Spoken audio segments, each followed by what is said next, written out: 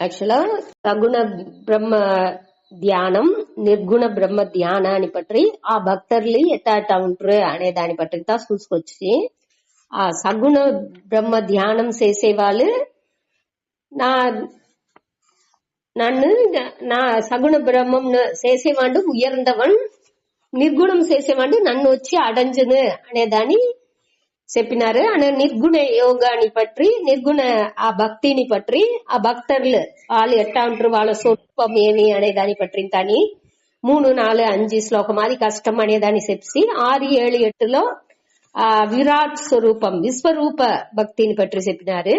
எனக்கு 9లో వచ్చి மூணாவது ஸ்டெப் அதாவது உபாசகன் ஏகரூப உபாசனை பற்றி చెప్పినారు.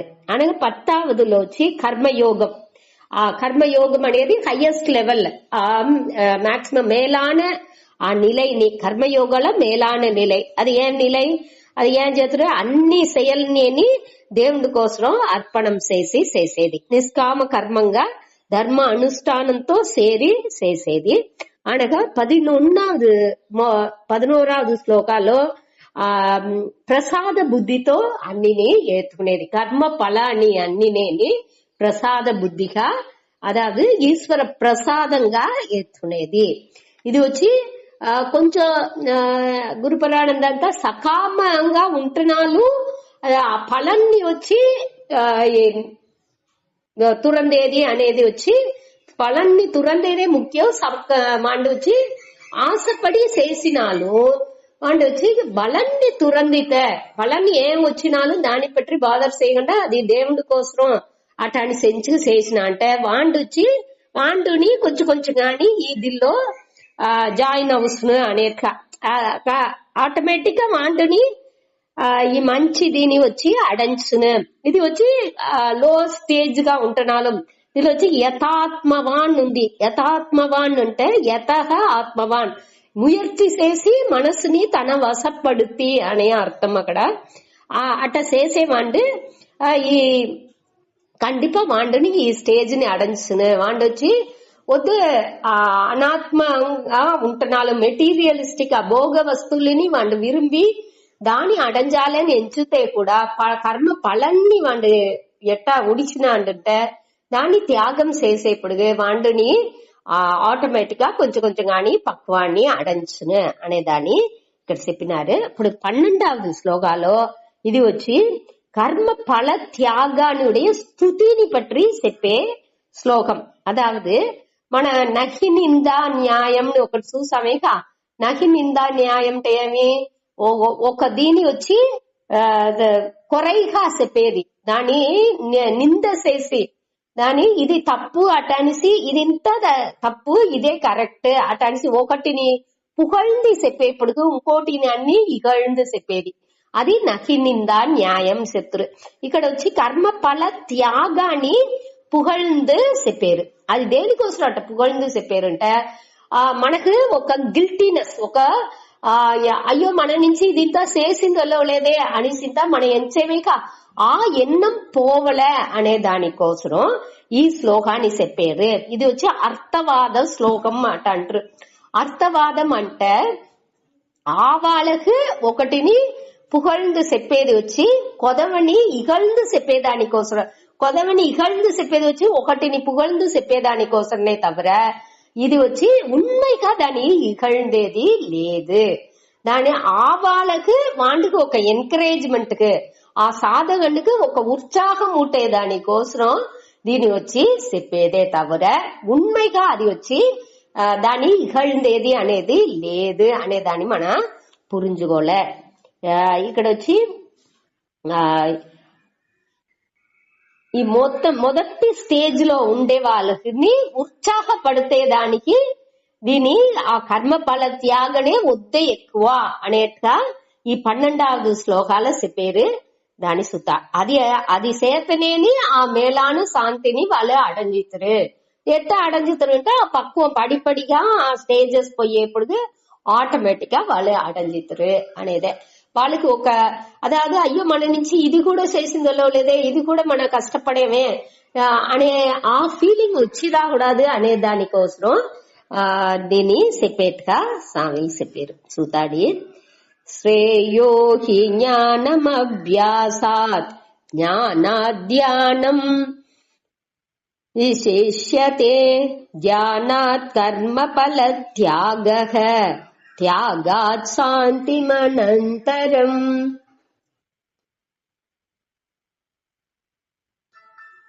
శ్రేయో హి జ్ఞానమభ్యాసాత్ జ్ఞానాద్యానం విశేష్యతే ధ్యానాత్ కర్మఫల త్యాగః త్యాగాత్ శాంతిరనంతరం.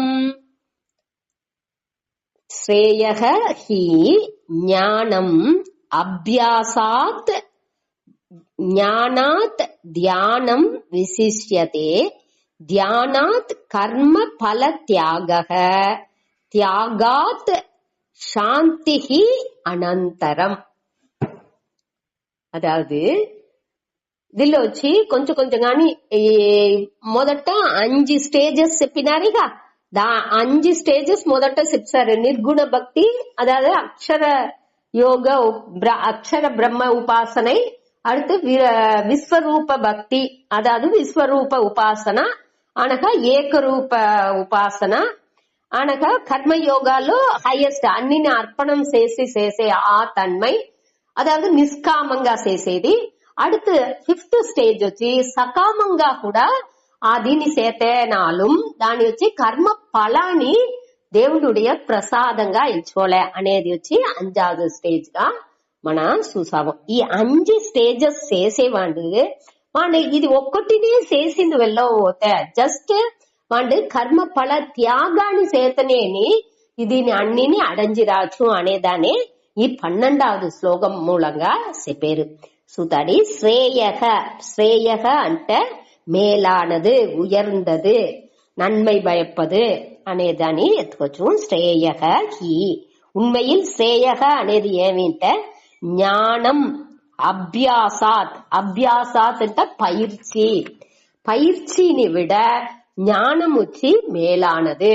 ఇక్కడ పயிற்சி అంటే అభ్యాసం అంటే ఏం అర్థం అంటే వివేకం లేకుండా ఊరిగా మన పயிற்சி చేసేది. అదావది ఎది నిత్యం ఎది అనిత్యం అనేది బాగా పురించుకోకుండా ఇరైవంటే ఏమి అనగా ఆత్మ అంటే ఏమి, బ్రహ్మం అంటే ఏమి, ఇది పట్టి ఆత్మ జ్ఞానం ఎదినే లేకుండా, ఆ వివేకం ఎదినే లేకుండా వట్టి పயிற்சி మట్టు చేసేది. ఊరిగా ధ్యానం చేసేది, ప్రాణాయామం చేసేది, అట మరి చేసేది వట్టి పயிற்சி మట్టు చేసేది వచ్చి మేలానது లేదు. దానికి నా వట్టి పயிற்சி విడ జ్ఞాననే మేలానదు అని చెప్పారు. ఇక్కడ జ్ఞానం అనేది కూడా ఆత్మ జ్ఞానం లేదు. ఇక్కడ వచ్చి జ్ఞానం అనే దాని పురుషార్థ జ్ఞానం అనేట్టుగా ఎత్తుకోవచ్చు అనేసి స్వామి దయానంద చెప్పారు. అదావది జ్ఞానం అనేప్పుడు పురుషార్థ జ్ఞానం. పురుషార్థ జ్ఞానం అంటే ఏమి, పురుషార్థం అంటే ఏమి, అరం పొరుள் ఇన్బం వీడు, అదే పురుషార్థం. ధర్మ అర్థ కామ మోక్షం అని చెప్పేమిక దాని పట్టి కూడా తెలాగండ నిండగూడుంటారు. అది దాన్ని తెలిసి దానికోసం ఎదివుడే మనవుடைய లక్ష్యం అనే దాన్ని పురించుకుని దానికోసం పயிற்சி చేయాల. ఊరిగా పயிற்சி చేసేదిలో అర్థం లేదు అనేదే ఇక్కడ తాత్పర్యం. సరే, ఎది శ్రేయస్సు జ్ఞానం సిరందదు. దేనికి నాని ఈ పயிற்சிకి నాని. ఏం పயிற்சி, వివేకంతో, వివేకం లేకుండా ఊరిగా కురుట్టుగా మన వచ్చి ఏదో మన ఇది ఊరిగా చెయ్యాల ఒక పயிற்சி, దీని పట్టి ఏదో వినిండాము దాన్ని ఎంచుకుని ఊరిగా దేవుణ్ణి మొక్కేది, అట్టమారి పూజలు చేసేది, దాని పట్టి వివేకం లేకుండా, దాని పట్టి జ్ఞానం లేకుండా ఊరిగా మన దానింతా చేసేది. అట్ట చేసేదానికి నాని జ్ఞానం వచ్చి సిరందదు అనగా அடுத்ததில் ஏன் பெருசுண்டா జ్ఞానాత్ ధ్యానం విశిష్యతే. ఈ జ్ఞానానికి నాని ధ్యానం విశిష్యతే అంటే సిరందదు. ఈ జ్ఞానం అనేది వివేక, మొదట వివేక అరివు మంచిది అటని సార్. ఇప్పుడు ఆ పురుషార్థ జ్ఞానం వచ్చి వట్టి పురుషార్థ జ్ఞానం అంటూ ఉంటే చాలదు. ఆ పురుషార్థ జ్ఞానం దేనితో సేరి ఉండాలి? ఆ ధ్యానంతో సేరి ఉండాలి. అదావదు కర్మయోగంతో సేరిన ఆ ఉపాసనే అనేది ఉంటేనే ఈ మేలాన దీని అడంజిలోను అనేది ఇక్కడ తాత్పర్యం. அதாவது வட்டி விவேகம் மட்டும், அதாவது ஏட்டு சுரக்கா கறிக்கு உதவாது అటని గురుపరానంద చెప్పినారు. అదావదు మన ఊరియ జ్ఞానం మట్టు తెలుసుకుంటే చాలదు, ఆ జ్ఞానం వచ్చి ఆ ధ్యానంతో సేరి ఉండాలి. ధ్యానం అనేప్పటికీ ఇక్కడ ఉపాసనే, ఆ ఉపాసనతో సేరి, ఉపాసనే అనేప్పటికీ కర్మయోగాన్ని ఉండాలి, ఆ పైర్చిని ఉండాలి, ఆ వివేకాన్ని ఉండాలి, దానితో సేరి అదిని చెయ్యాలి. ఇప్పుడు ఉపాసనే చెయ్యాలి. మనకి ఆ ఇరైవంట దోరు దేనికోసం మన செயல் చేసేము, ఆ செயల్ని ఎట్టా మాదిరి చేసేము అన్నితో సేరి చేసేప్పటికే దానియుடைய ఎఫెక్ట్ బాగును. దీని ఈ జ్ఞానతోడు ధ్యానాత్ కర్మ ఫల త్యాగ అదే విశిష్యతే అనేది మన ఎత్తుల మొదటి వరిలోని ధ్యానాత్ అంటే ఈ జ్ఞానతోడు కూడియ ధ్యానానికి నాని ఈ ఫల త్యాగం, కర్మ ఫల త్యాగం అనేది ఇంకా సిరందదు. దేనికోసం కర్మ ఫల త్యాగం అని సిరందదు అనే దానికి విచారం అడుతదిలో చేసేది. మన దీన్ని ముడిచి శ్లోకాన్ని ముడిచి దాన్ని చూతాడు. అదావదు మొదట ఏం చెప్పినారు? అభ్యాసం పైర్చికినాని జ్ఞానం సిరందదు. జ్ఞానం అనేది ఏమి? ఇక్కడ పురుషార్థ జ్ఞానం. మనవుడి లక్ష్యం ఏమి, గోల్ ఏమి, దేనికోసం ఈ పైర్చిని చేసేము అనేది ఇంత పురింజుకు చేసేది వచ్చి దానికి నా పైర్చికినాని ఆ జ్ఞానంతో, జ్ఞానం వచ్చి మంచిది. ఆ జ్ఞానం మనకు ఉండేదే ఆ వివేకంతో, వివేకం వచ్చి జ్ఞానం వచ్చి పైర్చికినా మంచిది అన్నారు. ఆయనకు அடுத்த చెప్పేప్పటికి జ్ఞానానికి నాని ధ్యానం మంచిది అనేప్పటికి బట్టి ఊరికే మన ఇన్ఫర్మేషన్ గా నిండా ఇప్పుడు మన చదివే దాని నుంచి మనకు నిండా తెలుసుకుంటున్నాము. బట్టి ఇన్ఫర్మేషన్ గా అది మండలో ఉండేదానిచ్చి ఒక్క ప్రయోజనం లేదు. దానికి నాని ఆ దాని వచ్చి ఇంకొకరు ధ్యానం చెయ్యాలనేక ఆ పైర్చిని తిరిగి చెయ్యాల. ఆ మొదట ఉండే పైర్చి వచ్చి జ్ఞానంతో, జ్ఞానం లేకుండా చేసే పైర్చి, அடுத்து జ్ఞానం తగులుతుంది. ఆ ఇన్ఫర్మేషన్ తవిలవనగా తిరిగిని మన ఆ పైర్చితో సేరి ఆ செயల్ని చెయ్యాలి. అదే அடுத்து ధ్యానం అనే దాని మూలంగా చెప్పారు. ఆ ధ్యానం అనేప్పటికీ ఆ జ్ఞానంతో సేరి చేసే ఆ ఉపాసనే. ఆ ఇరైవన్ ఆ విరాట్ స్వరూపంగా అన్ని ఉపాదాన కారణంగా ఆధారంగా ఆ బ్రహ్మం ఉంది, దానే నేను ఉపాసన చేసేను అటానిసి చేసేది వచ్చి దానికి నా ఎక్కువ. ఇప్పుడు ఇది ఒక్కటి చేసింది వెళ్ళవని వాండు కర్మ ఫల త్యాగం చేతనే సాను వాండు ఆ శాంతిని అడంచును. అనంతరం శాంతి, శాంతి అది అనంతరం అంటే వద్దు వేగంగా ఈజీగా వాండు ఆ శాంతిని, அமைதிని, ఆ పిరప్పు ఇరప్పు అనే సులల్లోండి వాండు నీంగి, వాండు ఆ సంసారాల్లోండి నీంగి அமைதிని అడంచును అనేది ఈ శ్లోకాన్నుடைய అర్థం. ఇప్పుడు ఈ దిల్లో వచ్చి ఈ జ్ఞానిని పற்றி మాట్లాడలా. జ్ఞాని అనేది వచ్చి నిర్గుణ భక్తి చేసేవాడు, అక్షర బ్రహ్మాని ఉపాసనే చేసేవాడు. అక్షర బ్రహ్మం అనేప్పటికీ అలివిల్లాத ఆ పరంపొరుల్ని మొక్కేవాడు. వాండుடைய தகுதி அனிசி మనం ఏం చూసాము? ఆ 4వ శ్లోకాలో 3వ శ్లోకాలో అక్షర బ్రహ్మం అనే దాన్ని పట్టి చూసాము, ఆ దానియుடைய స్వరూపాన్ని చూసాము. 4వ శ్లోకాలో ఇంద్రియాల్ని దోరు తన వశపడుతుని అనగా సర్వత్ర సమబుద్ధయ్యగా అన్నిలోని సమవేన బుద్ధితో ఉండేవాడు అనగా సర్వభూత హితే రథాగా అందరుடைய నన్మైలో నలంలో ఈడ్బాడుగా ఉండేవాడు. అట్ట ఉండేవాడు నన్ను అడంజును అటనిసి ఆ 4వ శ్లోకాల మనం చూసాం. ఇప్పుడు అది అట్ట ఉండేవాళ్ళు ఆ జ్ఞానిగానే ఉండప్పుడు ఆ ఇరేవన్ బ్రహ్మకుని వాళ్ళకుని భేదం అనేదే అక్కడ లేకుండా సకాబోతుంది. అప్పుడు వచ్చి వాళ్ళని వచ్చి ఇక్కడ చెప్పలా దేనికంటే వాళ్ళు వచ్చి ఆటోమేటిక్ గా దేవుడుగానే అవితున్నారు. అదావదు మనస్సలములో వాళ్ళకుని ఆ ఇరైవనుకుని అనే విద్యాసం అనేది లేకుండా సకావుతుంది. కావంటే కొదవ అందరు వచ్చి అడుగు చెప్పిన 4 ఉంటారుగా వాళ్ళు వచ్చి ఇరైవన్ని సార్ందే ఆ మోక్షాన్ని అడஞ்சேரு. ఇరైవన్ విశ్వరూప ధ్యానం అంటున్నారు. విరాట్ రూపంగా ఎంచి ధ్యానం చేతనాలు సరి, ఏకరూప భక్తి అట్ట చేతనాలు సరి, కర్మయోగాలో ఆ 2 స్టేజ్ లో కూడా దేవుణ్ణి ప్రధానంగా పెట్టుకుని వాణ్ణి సార్ந்து ఉండే దీని కర్మ ఫలాన్ని వాళ్ళే అడంజేరు, ఆ శాంతిని వాళ్ళే అడంజేరు. దీని పట్టి ఇక్కడ చెప్పారు. దేనిచ్చి కర్మ ఫల త్యాగం అట అనేదేని చెప్పారు అంటే ఇక్కడ వచ్చి కఠోపనిషత్తులో ఒక శ్లోకం ఉంది. దానిలో ఏం చెప్పారు అంటే ఈ దోరుకు మనసులో ఆశలు నిండా ఉందో వాళ్ళు వచ్చి ఈజీగా మోక్షాన్ని అడంజిందలేదు. దోరు అన్ని ఆశల్ని విడుపడేరో వాళ్ళు వచ్చి ఖండిపుగా దాని ఆ మేలాన మోక్షాన్ని అడంజాచ్చు అటనిసి చెప్పారు. దీనికోసమే అదావదు అన్ని ఆశలని దోరు తురందిన వాండు వచ్చి ఆ మోక్షాన్ని అడంజాచ్చు అటనిసి ఉపనిషత్తులో చెప్పింది. ఇప్పుడు కర్మ ఫల త్యాగం అటని చెప్పేప్పుడు కర్మ ఫలంలో కర్మ ఫలాన్ని మనం ఉడిశాము అంటనేని కర్మ ఫలంలో పట్టు లేదు అనేది అని అర్థం ఏమింటే ఈ దానికి ఈ అదావదు ఇప్పుడు చెప్పినామే అన్ని ఆశలు తురందేది అనేది అది 2 ఒక స్టేజ్ లో అన్ని నేని ఒకటిగా అవసరం.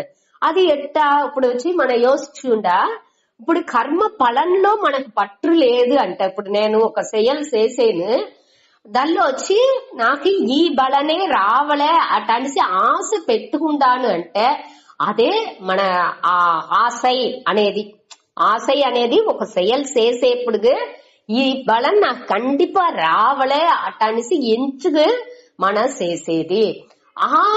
ఎన్నం వచ్చి కర్మ ఫల త్యాగం చేసేప్పుడు మన కర్మ చేసే సెయల్లో ఉండే ఆ రిజల్ట్ బలాన్ని మన గుడిసేప్పుడు దాన్ని త్యాగం చేసేప్పుడు ఆటోమేటిక్ గా మనకి ఆ సెయల్లో ఉండే ఆశ కూడా పడిపడిగా కొరంజిందుకు ఆరంభించును.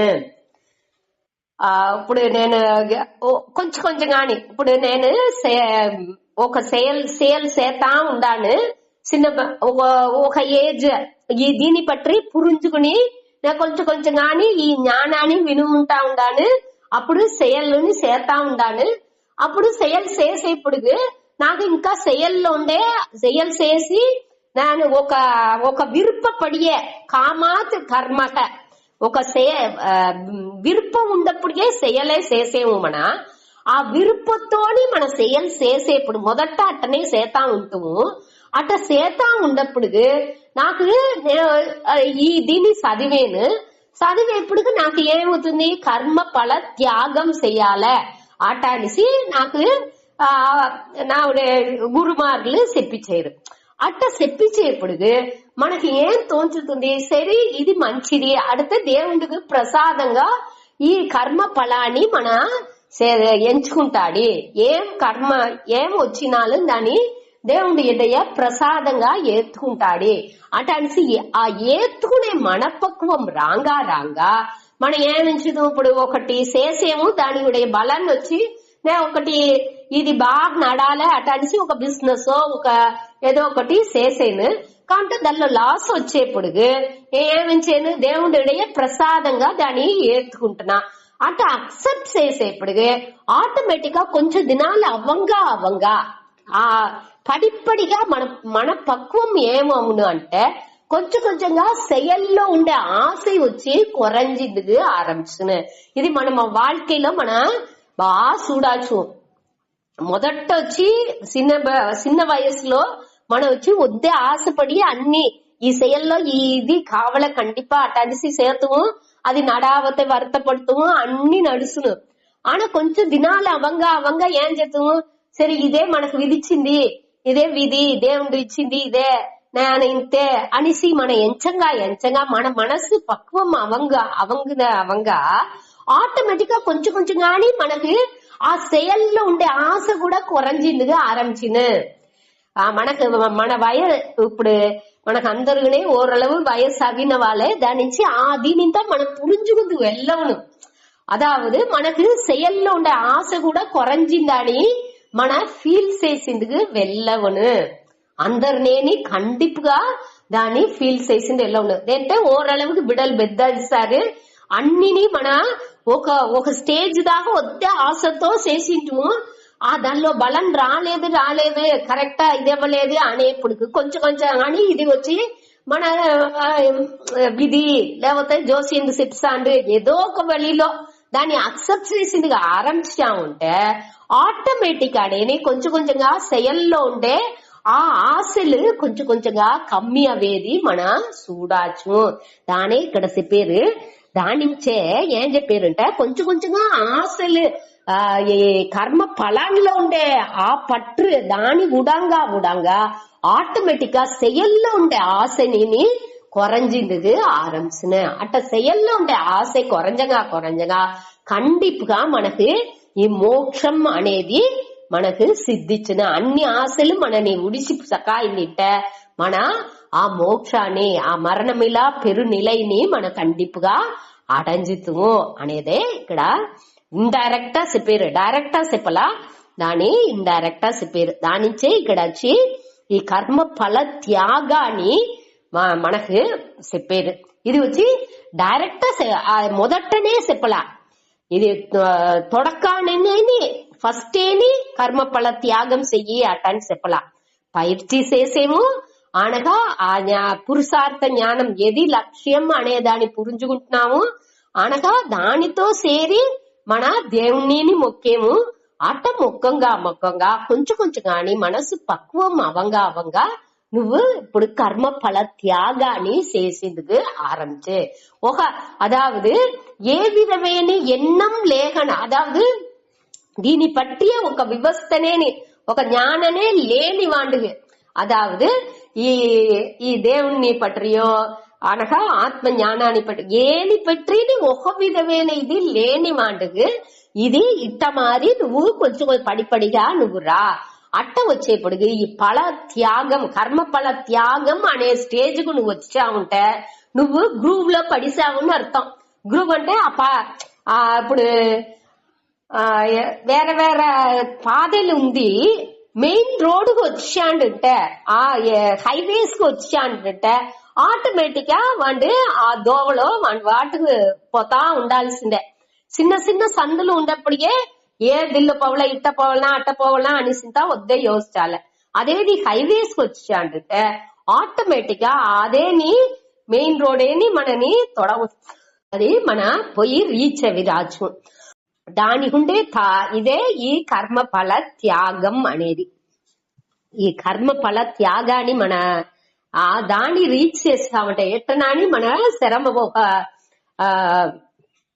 మనసులో సంకల్పం పట్టి కండిపుగా మన వచ్చేదాన్ని ప్రసాదంగా ఏత్కోలే అనే ఒక సంకల్పంతోని మన లైఫ్ ని లీడ్ చేసింది ఆరంభించామంటే కొంచెం గాని அடுத்த స్టేజెస్ ఈజీగా మనకి వచ్చును అనేదే ఇక్కడ చెప్పేది అనగా ఇంకొక ఆర్గ్యుమెంట్ ఇక్కడ ఏమింటే దేవుడిని ఆత్మకుని విద్యాసం అదాదు ఆత్మాని దేవుడిని ఒకటే అనేది పురించకుండా ఉండే ఆ నిலைలో అదాదు ఒక స్టేజ్ దాకా మనకు ఇరైవన్ అనేది ఎక్కడ ఉన్నాండి కైలాసాల్లో ఉన్నాండి వైకుంఠాల్లో ఉన్నాండి అట్టనే మన ఎంచేము ఆ అట్ట ఎంచే మనసుని ఇంకా వచ్చి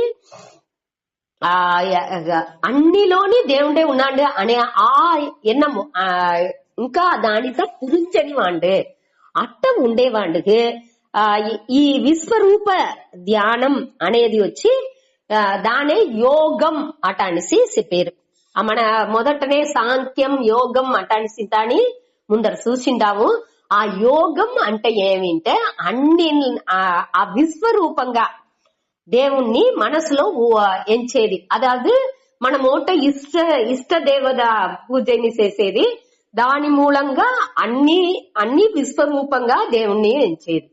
ఆ ఇది ఇంతాని యోగం అటానిసి చెప్పాము. ఆ దేవుడి కోసం మన செயల్ని ఇంతాని అర్పణం చేసేము. ఇది కూడా చేసింది ఎలా అవుతాయి అటానిసి ఇంతాని మనకు அடுத்தடுத்த ஸ்டேஜஸ் நீ செப்பினார். அதாவது அக்ஷர பிரம்ம யோகாని చేసేవాడి నిర్గుణ బ్రహ్మ ఆ భక్తి చేసేవాడికి వచ్చి దేవుడిని సార్దు వాడు ఉండేది లేదు. వాండే దేవుడిగా అవితున్నాడు, బ్రహ్మంగా వాండే అవితున్నాడు. అన్నిలోని బ్రహ్మానియే చూసి ఆ బ్రహ్మంగానే వాడు అవితున్నాడు. అటాని ఎప్పుడు వాడికి ఇరైవన్ వచ్చి వేరేగా లేదు. అటాని ఎప్పుడు వాణ్ణి 4வது శ్లోకాల ఏం చెప్పినారు భగవాన్, వాండు నన్ను వచ్చి అడంజును, ఆ నిర్గుణ భక్తి చేసేవాడు నన్ను అడంజును అటానిసి వాణ్ణి పిలిచి చెప్పారు. ఆ జ్ఞానికిని ఇప్పుడు ఈ అజ్ఞానిగా ఉండేవాడు ఎట్టా ఉన్నాడు అంటే వాడు వచ్చి ఈ విశ్వరూపంగా వాడు ఉపాసనే చేసేది.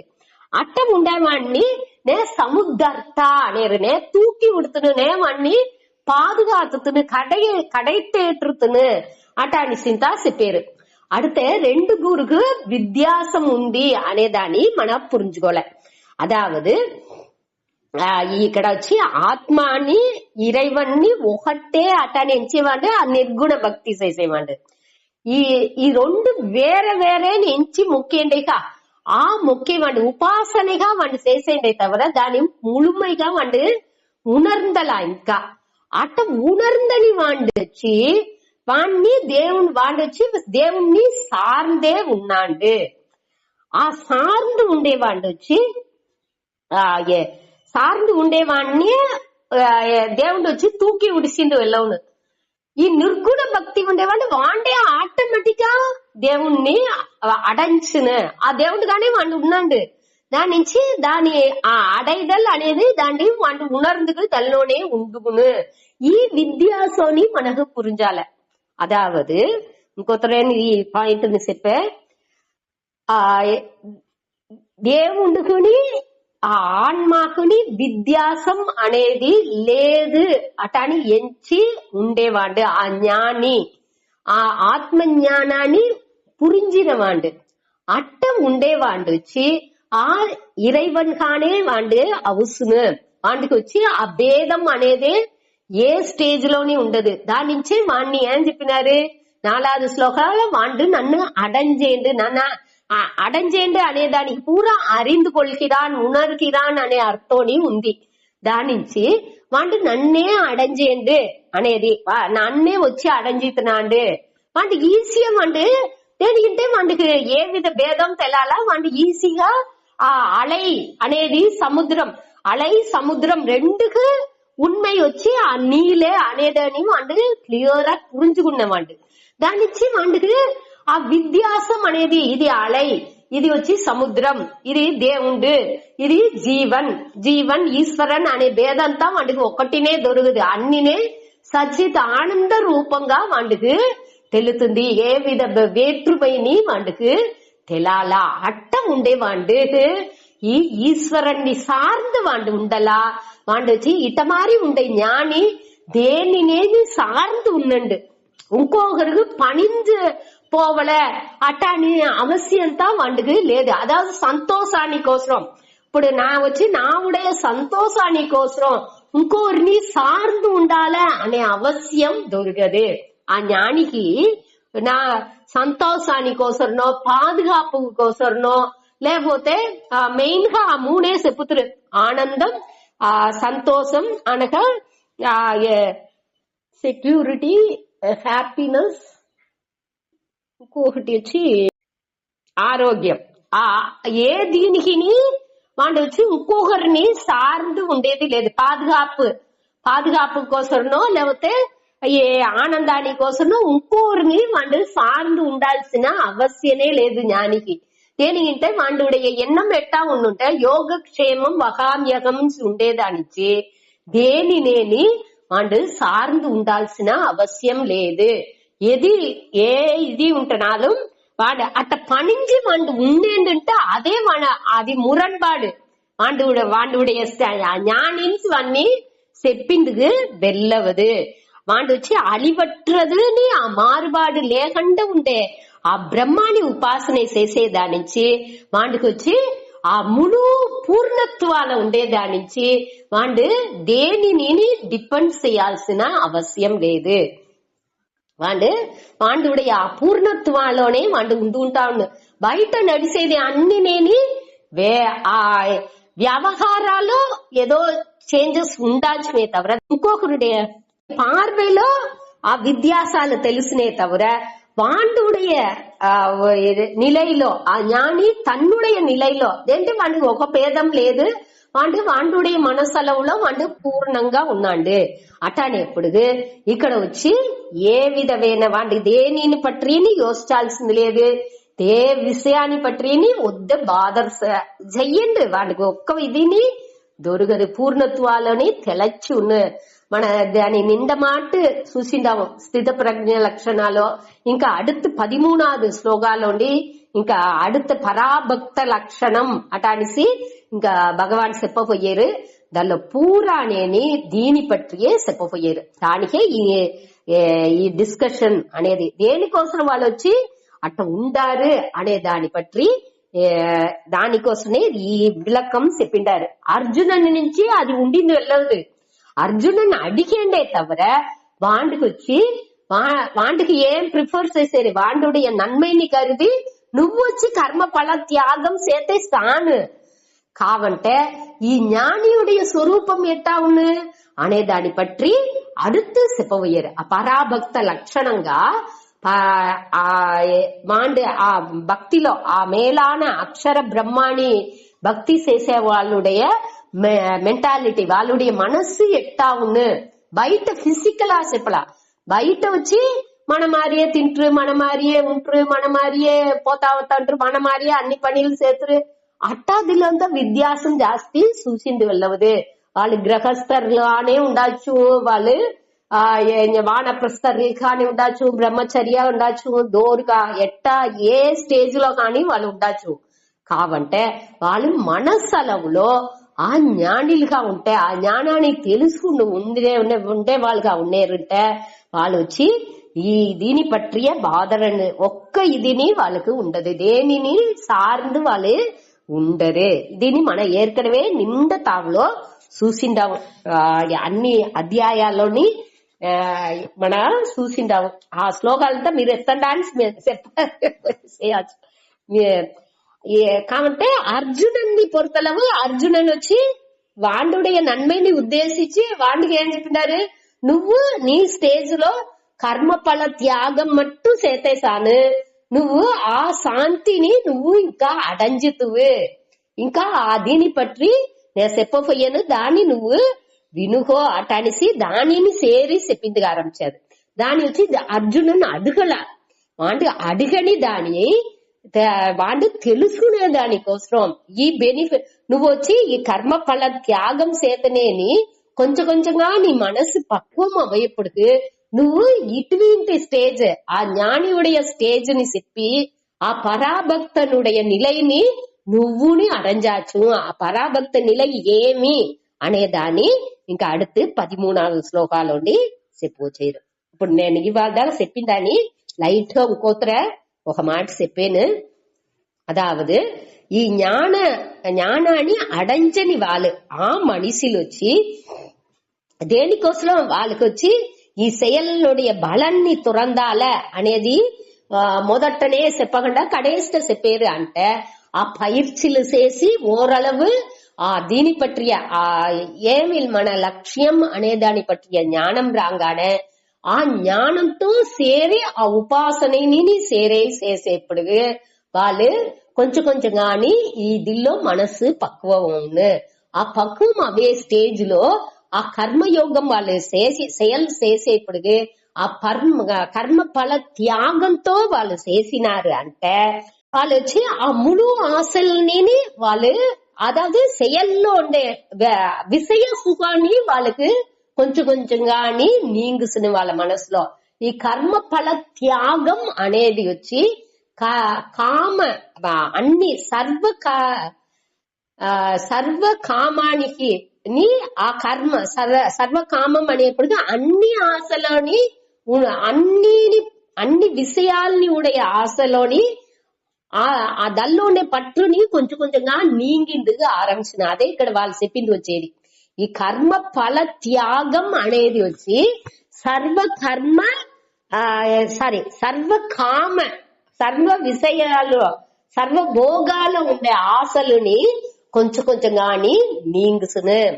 ఈ కర్మ ఫల త్యాగం చేతనేని ఫలంలో ఉండే పట్టు మనకు కొంచెం కొంచెంగా సకాయం తింటేనేని ఆటోమేటిక్ గా ఆ కర్మ అన్ని విషయ సుఖాల్లో ఉండే ఆశని మనకు లేకుండా సకాఫోను అనేదానే ఇక్కడ చెప్పారు. దానించి కర్మఫల త్యాగనే సిరందదు, అన్నిలోని కర్మఫల త్యాగనే సిరందదు. దేనికంటే ఈ దిల్లోని మొదటి మన చూసిన 5 దిల్లో వచ్చి దానితో చేసింది వెళ్ళండి అంటే మీరు పూర్య పైర్చి చేసి ఆ లక్ష్యాన్ని ఏమి అనే దాన్ని పురించుకుని అనక దానితో ఉపాసన చేసుకుంటాని ఈ కర్మ యోగంగా ఆ ఈశ్వర ప్రసాదంగా అన్నిని చేసిదిగా ఆరంభించి అంటే నేను వాడు ఈ గ్రూవ్ లో పడుతున్నాడు. గ్రూవ్ అనేప్పటికి మన పొయ్యే దోవ ఆ హైవేస్ కు వాడు వచ్చితున్నాడు అని అర్థం. ఆ హైవేస్ కి మెయిన్ ట్రాక్ వచ్చి అంటే ఆటోమేటిక్ గా ఆ ట్రాకే మనని తొడపోయి మన ఎక్కడ పోయి అడంజాలనో ఆ తావల పోయి అడవిచ్చును, మనని పోయి చేర్చి ఉడుస్తును. దానించి ఇది వచ్చి వద్దే ముఖ్యం అంటనేసి ఈ కర్మ ఫల త్యాగాన్ని స్తుతి చేసి మొదట చెప్పినారు. అనగా அடுத்து ఇంకా వచ్చేది వచ్చి ఈ పరాభక్త లక్షణాన్ని చెప్పబోయారు. అదే మనకు 2వ అధ్యాయాలో స్థిత ప్రజ్ఞ లక్షణం అటనేసి మనం చూసాము. ఇంకా 14వ అధ్యాయాలో కూడా గుణాతీతనుடைய లక్షణం అనే దానిని మన చూతూ అది 14వ అధ్యాయాలో 6 శ్లోకం ఉంది.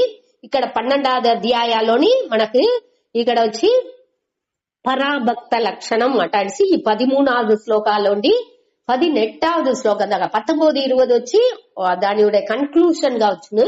మెయిన్ గా ఉండేది ఈ 6 శ్లోకాలు ఈ 13లోండి 18 దాకా. அதே மாதிரி ఈ స్థిత ప్రజ్ఞ లక్షణం నుంచి 2వ అధ్యాయాలో 18 శ్లోకాలు మనకు అర్జునన్ కేள்வி అడిగిన వెనగా బదులుగా భగవాన్ చెప్పినారు. ఇది అన్నినేని జీవన్ ముక్తరుடைய స్వభావాలు. ఇది దేనికోసం చెప్పారు అంటే ఈ దేవుడికుని ఆత్మకుని వ్యత్యాసం ఉంది అంటే ఇప్పుడే దీని పట్టినంత ఆ జ్ఞానానింత అడంజని వాడు ఉపాసనగా వాడు చేతా ఉన్నాడు. ఏకాగ్రత వాడికి వచ్చేదానికోసం దాని ఉపాసనగా చేతా ఉన్నాడు. ధ్యానం చేసేండు, పూజలు చేసేండు, దానే యోగం.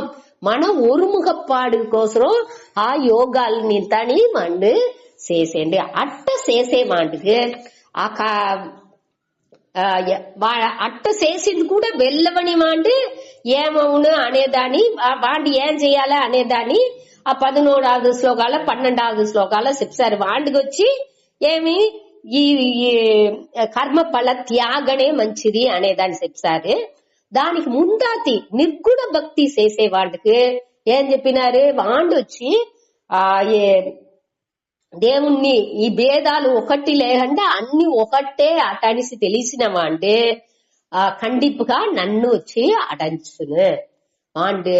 వాడికి వచ్చి అడంచునంటే వాడు నన్ను ఉణర్ந்துకును, నాకు వాడికి విద్యాసం లేదు. దీని మన 7వ అధ్యాయాలో ఆ 4 వగை భక్తులు చూసాము. ఆర్తి, అర్థార్థి, జిజ్ఞాసు, జ్ఞాని.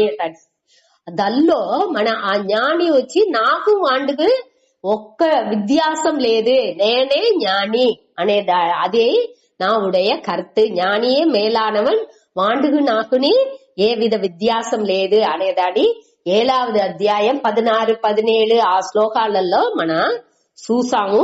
దాన్ని తిరివిని మీరు ఎత్తిసుండ. ఆ జ్ఞానికి వ్యత్యాసం అనేదే లేదు. అట్ట ఉండే జ్ఞానిని వాడు వచ్చి దేవుణ్ణి కూడా సార్ந்து లేదు. వాడు దేవుడుగానే ఉన్నాము అనే ఆ ఇదిలో ఉండేదాడిచి నే దేవుణ్ణి మొక్కి ఆ కైలాసాన్ని అడంజాలే, వైకుంఠాన్ని అడంజాలే అనే ఎన్నం వాడుకు దొరుకదు. అదే మనకు 4వ శ్లోకాలో చెప్పినారు. 7వ శ్లోకాలో ఈ ఉపాసన చేసేవాళ్ళు ఆ ఏకరూప ఉపాసన కానో లేకపోతే విశ్వరూప రూపంగానోని దేవుణ్ణి మొక్కే వాళ్ళకి వచ్చి వాళ్ళని దేవుడు కరైతేటేను, నేను నిన్ను పాదుగాతేను, నిన్ను నేను తూకి ఉడిసేను, సముద్దర్త అటానిసి చెప్పారు. వాండు అది దేనికి అట్ట తీసేసారంటే అట్ట వాండుకొచ్చి ఆ భేదంగా వాండు కలిసేదానిచ్చి నే వేరే ఇరైవన్ వేరే, ఆ ఇరైవన్ ని నేను ఉపాసన చేసాను, ఇరైవనే నన్ను ఆ కర్మ ఫలాన్ని ఇచ్చి నన్ను తూకి విడాలి, నేనే ఈ செயல் చేసేను, నే కర్త, నే செயல் చేసేను, దాని ఉండే బలాన్ని కర్మ ఫల దాతాగా ఉండుకుని కర్మ ఫలాన్ని ఇచ్చేవాడుగా ఉండుకుని ఆ ఇరైవన్ నాకు ఇచ్చేరు అటాని సింత ఎంచేము, ఆ కర్తగా నన్ను ఎంచేను, ఆ కర్త అనే ఫీలింగ్ ఉండేదానించి ఆ ఉణర్వుతో నేను చేసేదానించి అక్కడ ఈ విద్యాసాలు పూరా మండకు వచ్చితుంది. అప్పుడు ఇరైవన్ వాణ్ణి తూకి ఉడిసే మనిషిగా వచ్చితున్నారు. ఈ నిలయలోనే ఇప్పుడు అర్జునుడు ఉన్నాడు. ఆ ఇదిలో ఉండి కొంచెం కొంచెంగా పక్వానికి రావలే అనేదాన్ని అక్కడ మెన్షన్ చేశారు. వాండి ఏం అడిగాడు, డైరెక్టర్ నేను ஞானி అవిరాజు, నేను సన్యాసిగా పోవచ్చువా, నేను వచ్చి బిచ్చెత్తి తినిదిగా వినిపోయాను అటనిసిత మోట అడిగేండిగా ఆ దినే ఇక్కడ వేరే విధాలో అడిగేండు. అదింత నీకు సరిపట్టు రాదు, దానికి వచ్చి దేహ అభిమాననే లేకుండా ఉండాలి అనే దానిని మన ఈ ఇదిలో చూసాము. దేహ అభిమానం లేకుండా ఉంటేనే ఆ నిర్గుణదిని అడంజి నిలవని లేకపోతే వద్ద కష్టం అనే దానిని మనం చూసాము. అట్ట వాంటికి వచ్చి కర్మ ఫల దేవుడు ఒకరు ఉంటారు, కర్మ ఫల త్యాగం నేను చేసేను అనే ఫీలింగ్ లో వాడిని ఉండుకుని దేంటే వాడికి దేహ అభిమానం ఉండేదానిచ్చి ఈ దీనిలో స్టెప్ బై స్టెప్ గానే వాడి నుంచి పోయిందేళ్ళవును అనేదాన్ని ఇక్కడ విளக்கంగా ఈ శ్లోకం 12వ శ్లోకం మూలంగా చెప్పి ముడిచారు. యాక్చువల్ 12వ శ్లోకం వచ్చి వద్దే కష్టమేని శ్లోకం మాట్లాడిసి, అదావదు దీనిలో వచ్చి కర్మ ఫల త్యాగాన్ని మొదటొచ్చి 5 స్టెప్లు కడేసి స్టెప్ గా చెప్పినారు. కాబట్టి దీనిలో அடுத்து 12వ శ్లోకాలనేని ఈ కర్మ ఫల త్యాగనే అన్నికి నాని సిరందదు, అదే శాంతిని ఇచ్చును అట అనిసి చెప్పారు. రెండుకి ఏరుకు మారింది. అది వచ్చి కడేసి స్టెప్ అనేప్పుడు మన అయ్యో ఇది కడేసి స్టెప్ గానంది, ఇప్పుడు ఇది అన్నికి నా సిరందది ఇది అనేప్పుడు ఎట్టా ఈ రెండుని అర్థపడతాడో అట అనిసి మనకు ఒక సందేహం వచ్చేప్పుడు అతను వాళ్ళు ఏం చెప్పారంటే ఇది వచ్చి అర్థవాదం. దీని మన ప్రధానంగా దేనించి అది శాంతిని ఇచ్చును అంటే నువ్వు ఈ స్టెప్ లో పైర్చి చేసి ఆ జ్ఞానంటే ఏమి అనేది మొదట పురుషార్థ జ్ఞానాన్ని పురించుకుని అదే లక్ష్యంగా పెట్టుకు ఇంకా పైర్చి చేసేప్పుడు ఆ వివేకతోని నువ్వు செயల్ని చేసేప్పుడు ఆ செயల్లో ఉండే పలన్లాని త్యాగం చేసేప్పుడు కొంచెం కొంచెంగాని నీ మనసు పక్వం పడింది ఆరంభించును.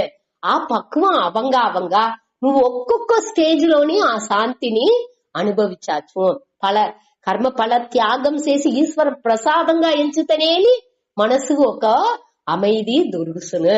అనగా ఉపాసన చెయ్యంగా ఆటోమేటిక్ గా ఇంకా ఆ విరాట్ స్వరూపంగా అన్ని దేవుండే అన్నిలోని ఆ దేవుండే ఉండారు అనేది ఎంచంగా ఇంకా మనసు அமைதி அடைஞ்சதுக்கு ஆரம்பிச்சுன்னு தானே చెప్పారు. అట్ట పడిపడిగా వండు మేలాన నిలకి వచ్చును అనేది ఇక్కడ తాత్పర్యం. అనగా అడుగుదిలో వాడు అడుగని విషయంగా ఉంటున్నాలు వాడు తెలుసుకోవాల్సిన విషయం అనే దానికోసం ఈ పరాభక్త లక్షణాన్ని పట్టి దేవుడు చెప్పింది ఆరంభించారు. దీనే మన 2వ అధ్యాయాలో స్థిత ప్రజ్ఞ లక్షణం అట అనిసి 18 శ్లోకాలు చూసాము. ఇప్పుడు ఇక్కడ పరాభక్త లక్షణం అట అనిసి చూసేము. அடுத்து 14వ అధ్యాయాలో గుణాతీత లక్షణం చూడబోయాము. దానిలోని సూతము దాని ఇప్పుడు మెయిన్ గా దానిలో ఏం చెప్పారు అంటే జీవన్ ముక్తన్గా ఉండేవాడు.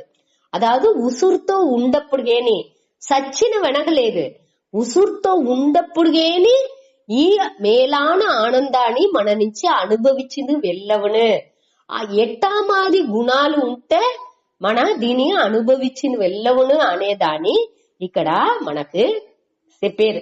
అక్కడ స్థిత ప్రజ్ఞ లక్షణాలు ఏం చెప్పినారో అదే విషయాలే వేరే వార్తలలో చెప్పారే తవిర అదే దీనే తిరిగి రిపీట్ చేసారు.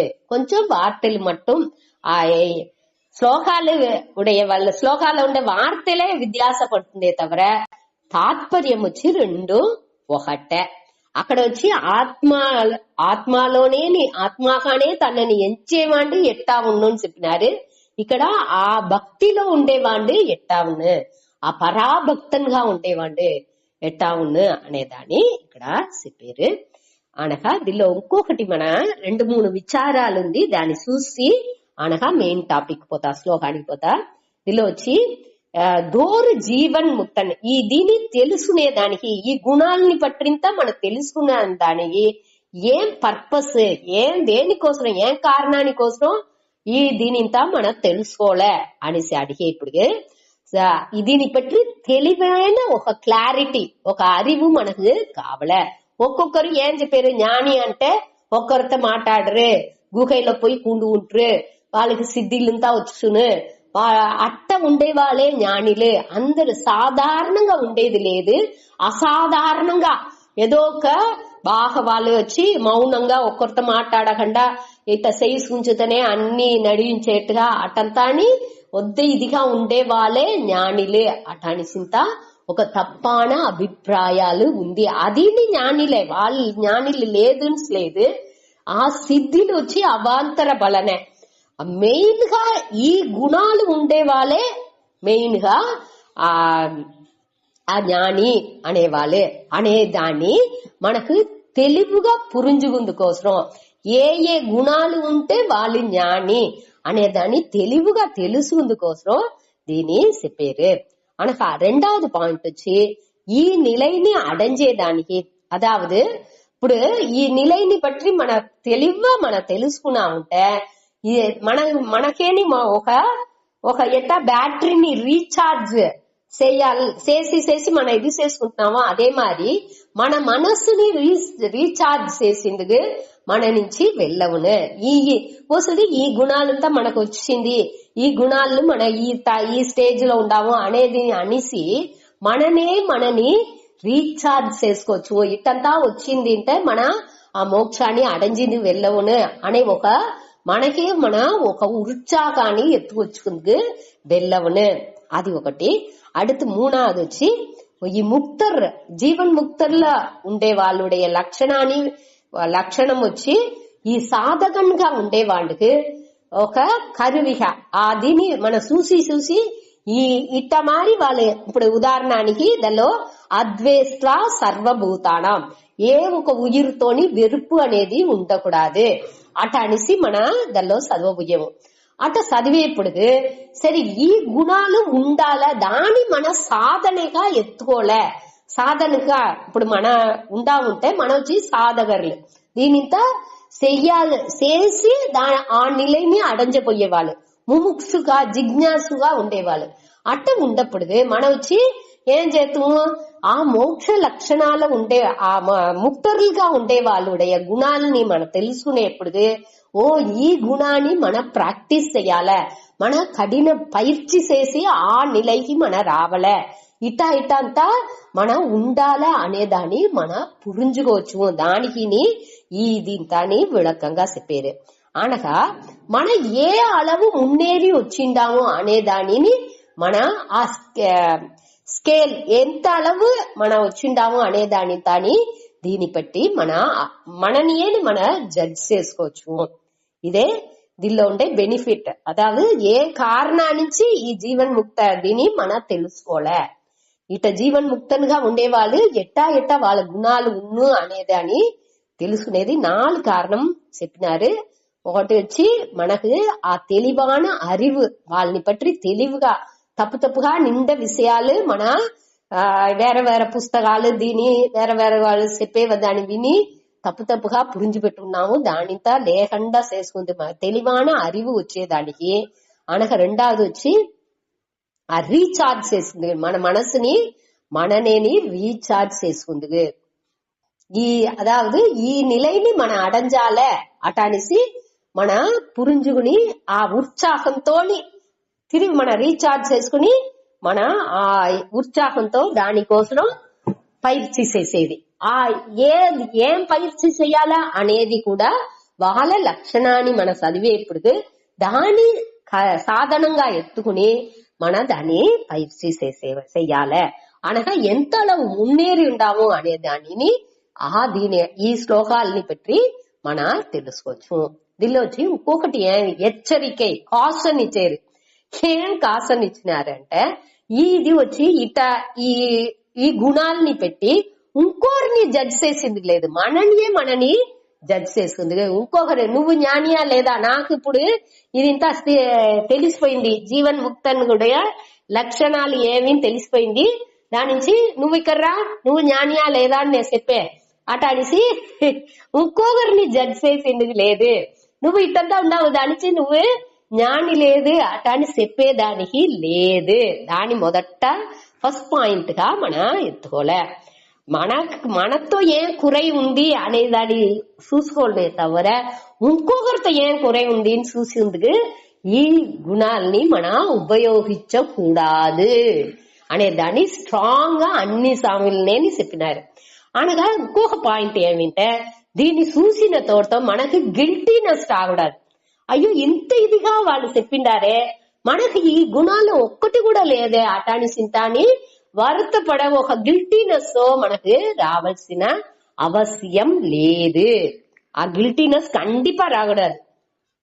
ఈ బలంతా మనకు రావలే, మన అటానిసి మన ముయర్చి చెయ్యాలనే తవర వాళ్ళు ఎంత కష్టపడి వాళ్ళ పెద్ద జ్ఞానిలుంతాని వాళ్ళు ఏం ముయర్చి చేసేరే అనేది బయట చూంచుకోరు.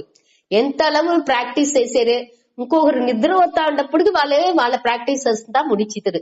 అదే మరి మనసులోనే అన్ని ప్రాక్టీసెస్ చేసేదానించి వాళ్ళు వచ్చి బయట తెలాదు, ఇంకొకరికి వాళ్ళు ఏం చేసేరా అనేది కూడా తెలాదు. ఎట్టా మరి మనసులో ఏం ఎంచేరు అనేది తాని ఇంకొకరు పురించదు.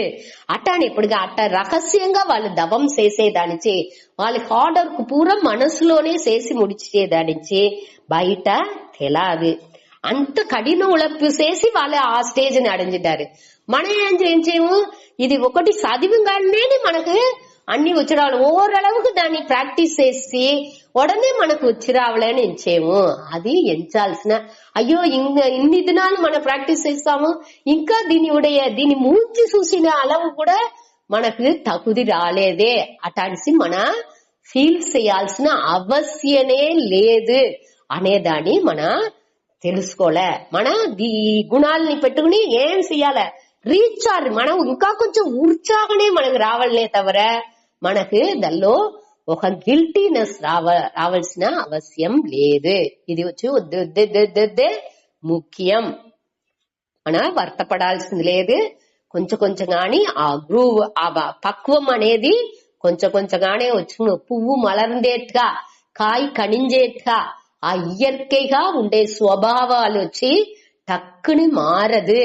అది కొంచెం కొంచెంగాని దాన్ని మన పురించి దాన్ని పయిర్చి చెయ్యంగానే వివేకతోని దాన్ని పయిర్చి చెయ్యంగానే అది కొంచెం కొంచెంగా మారును. దాని నుంచి అవేర్నెస్ లో ఉండేది అనేదే వద్దే ముఖ్యం. దాని మన దీనిలో చెప్పిపోయేరు దాన్ని మనం చూడాలి. அடுத்து ఇంకొక విషయం ఏం చెప్పినారంటే మనసు వచ్చి సెన్సిటివ్ అవ్వుకునే వచ్చును, కొంచెం కొంచెంగాని సెన్సిటివ్ అవ్వుకునే వచ్చును. దాని నుంచి ఆ సెన్సిటివ్ వచ్చేదానికే ఈ పైర్చీలు పూర్వం మనసు వచ్చి వద్దే ఆ సెన్సిటివ్నెస్ రాంగా ఇంకొకరిని కొర చెప్పిందానికి లేదు, ఇంకొకరిని జడ్జ్ చేసేదానికి లేదు. మననేని దాని ఆ సెన్సిటివ్ స్ట్రాంగ్ రాంగా ఇంకా ఉల్ముఖంగా పోయే తన్మైని మన ఎత్తుకొచ్చుకోలే. అదే ఇక్కడ వద్దే ముఖ్యం.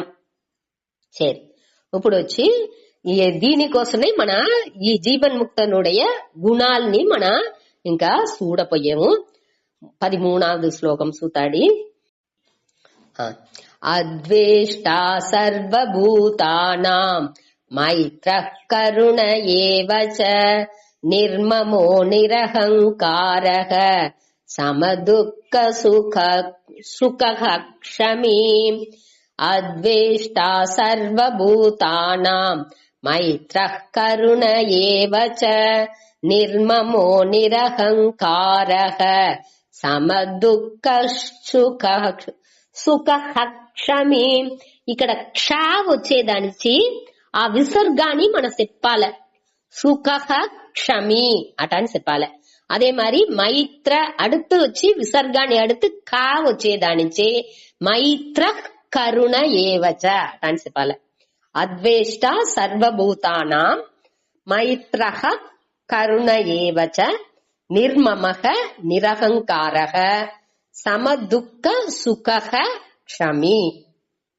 ఇప్పుడు ఈ ఒకే శ్లోకాలో 7 గుణాలని చెప్పిండారు. జీవన్ముక్తనుడయ్య 7 గుణాలు.